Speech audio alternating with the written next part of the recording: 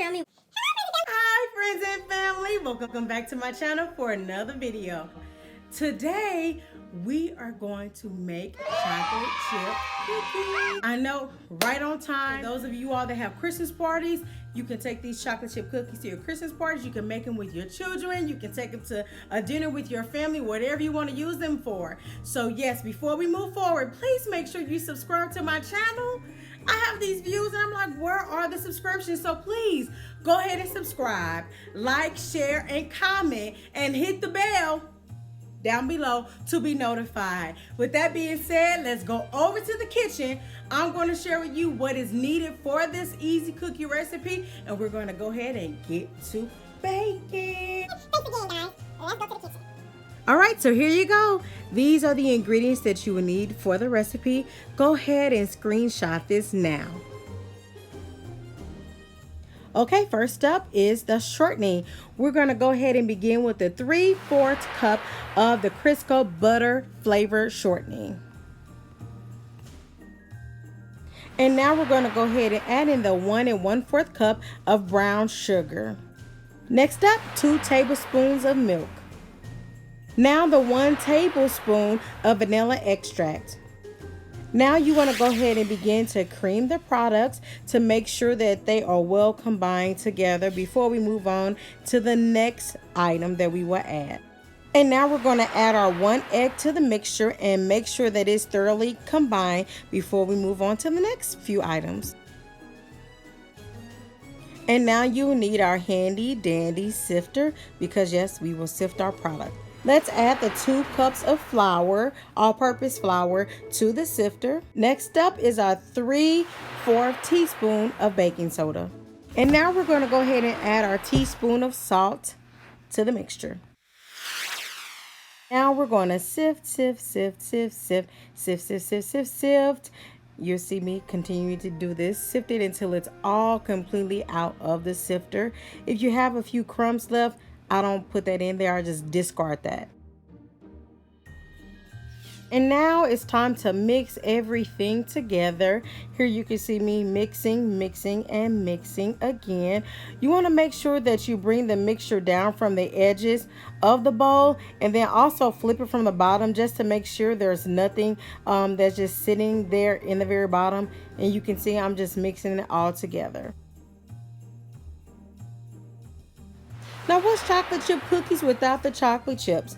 You guys, I strongly encourage you to get the Nestle Toll House brand. I picked this brand up just to try something different, but yeah, I still prefer Nestle Toll House chocolate chip brand. I did use a 1/2 cup measuring. So that's why you see me do 2 because this recipe calls for a full 1 cup. I did 1 cup and a few extra sprinkles as you can see there. But again, get the Nestle Toll House, guys. I like it way better. And here's a view of how the mix looks after you add the chocolate chips to it, just like almost a ball. So now go ahead and add some parchment paper to your cookie tray prior to you putting the cookies on there.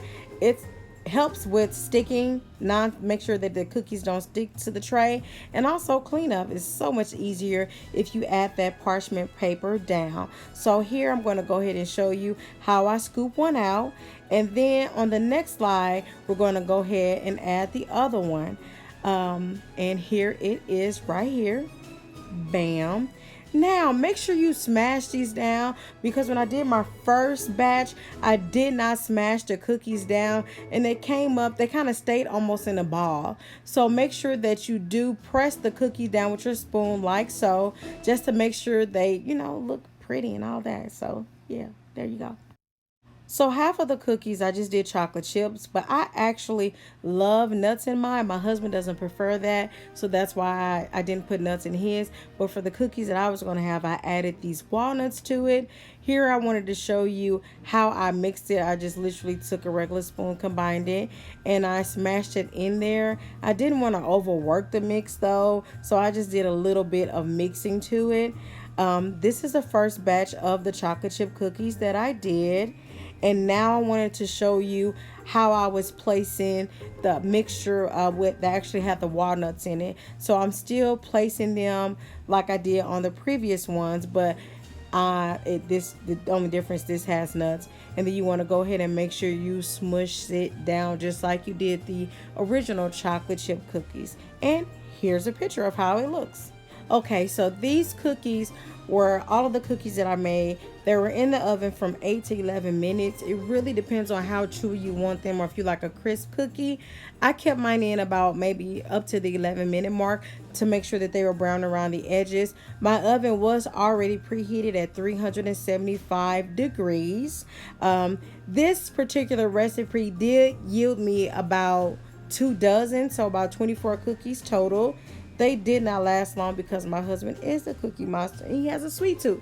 But for whatever reason, he never gains weight. Unfair. So anyway, on the next slide, you will be able to see the way that the cookie looks. So here we go. And now let's roll that beautiful cookie footage around and around we go. These are just a few of the cookies that I made. I wanted to put them on a plate so you can actually see them instead of leaving them on the baking sheet, because then you really wouldn't be able to see how those cookies look. So this is how they look, guys. Chocolate chip cookies using shortening. Yes, I'm here for it. Thank you so much for standing to the end, you guys. Again, don't forget to like, comment, subscribe, hit that bell to be notified, and share this with your family and friends. I so appreciate everyone that stayed into the end, and I look forward to seeing you on the next one. Thanks again, guys. Bye.